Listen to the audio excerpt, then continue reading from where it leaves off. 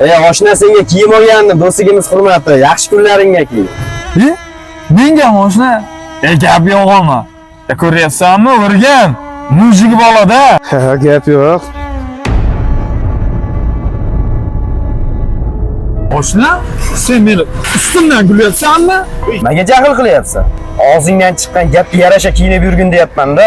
Ha, Saydullo, kecha yaxshi ham pul berib turgan. O'sha berib turgan pulimga bozorlik qilib kelyapsanmi xotining bilan? Ha, kecha pul kerak deganiga 1 million qarz berib turdim-da, o'shani aytyapman. Dadasi, yuring, shularga teng bo'lmang. Sen menga qara.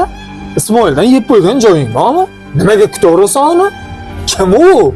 Puli bo'lsa o'ziga. Ya? Ismoil oshna, keldingmi? Seni o'zi kutib turdik bor-ku.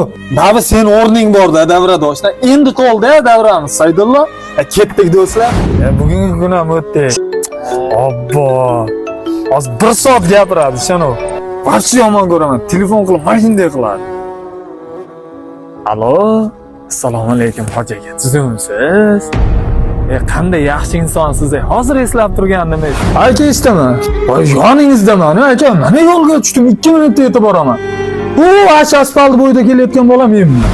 Sen nimaga shama qilyapsan? Ko'rmayapsanmi, erkak kishimi? Do'stingga yordam berib, uyalmasdan minnat qilganingda, lafz berib, lafzingni ustidan chiqa olmaganingda, ko'cha to'yda ayollarga o'xshab hammani g'iybat qilganingda, erkakliging esingga tushmaydi. Lekin gapingga yarasha kiyim bersa, erkakman deb o'shqirasan.